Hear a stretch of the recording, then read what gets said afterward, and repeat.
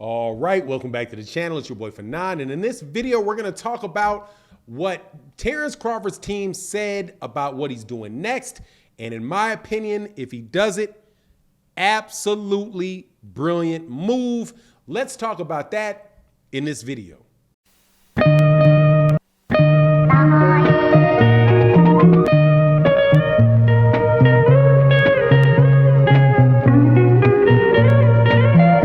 All right, welcome back to the channel. It's your boy Fanon. In this video, we're going to talk about Terence Crawford and him vacating his belt at the WBO welterweight championship and going to 154 pounds.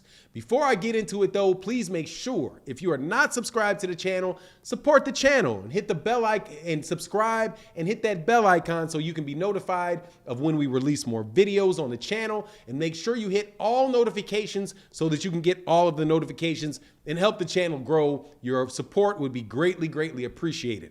All right, man. So word has come out that Terence Crawford is considering going to 154 pounds to chase the winner of JERMELL Charlo versus Brian Castano. And that would necessitate him dropping his WBO belt and shifting up in weight class. And that is something that I gotta tell you, if he does it, would be a brilliant move. Absolutely brilliant move. And I would support it 100% without a doubt. Let me tell you why. First of all, he can force that fight because he is the WBO champion. He can force that champion whether Brian Castano is a champion, or he can force that fight if JERMELL Charlo is the champion. And there will be no choice but for those guys to make that fight, because in the WBO rules, because he is the reigning WBO champion at 147 pounds, he can move up and challenge for a championship, for the WBO championship, which would be, at that point in time, a championship for Undisputed. And that would be a terrific move and a fight that, honestly, Terence Crawford has a chance to win. And that really does suit him in a lot of different ways. And honestly, it's something that I hope he does.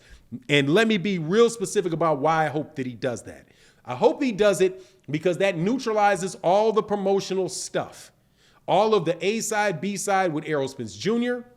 It takes all of that weight. It takes a lot of the weight out of the game with Errol Spence Jr. fighting that who is fighting for the WBA unification, 3-belt unification with Ugas, but then after that may get forced into a mandatory fight between the winner of Stanosis and Butiev, which may cause some delay in it, right?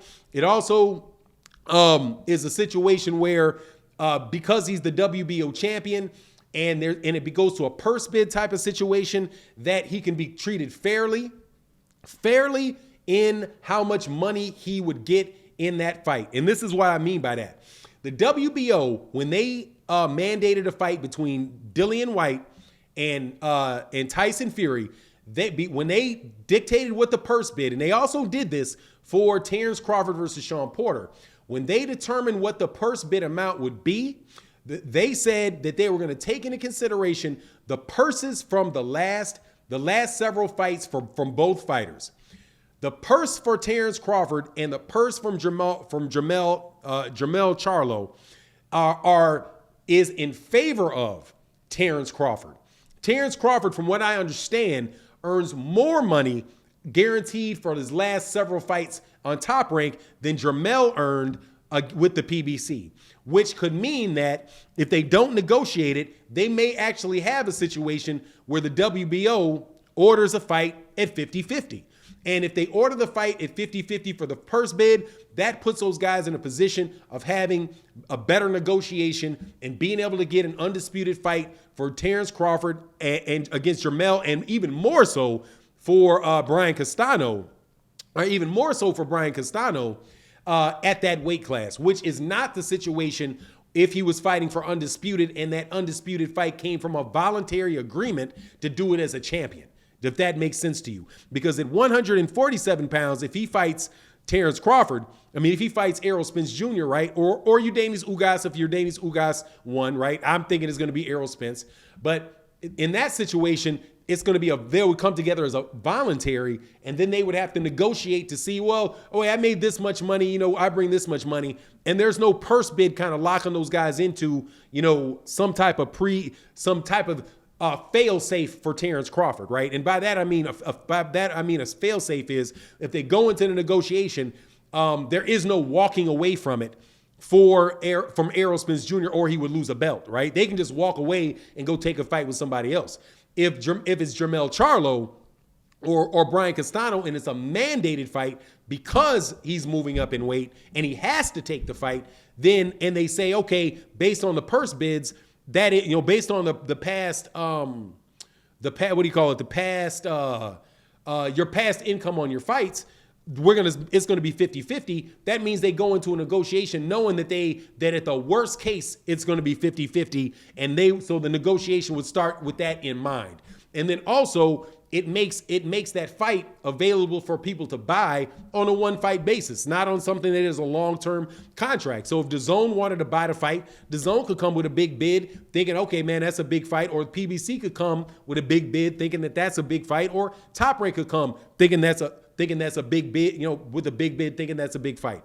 I think that it is absolutely wonderful, man, because from what I can see in the 147-pound division, that's a faster route for Terence Crawford to get an undisputed championship. And also, if Terence Crawford was actually able to pull that off and become undisputed at 147, then at 154, and Errol Spence Jr. comes up, gets undisputed at 147, right? I'm not sure how he would get the WBO. If he vacated, that probably wind up being Josh Taylor or somebody like that. But regardless, if he gets the 3 belts and then Errol Spence Jr. moves up, then it's a situation where Errol Spence Jr.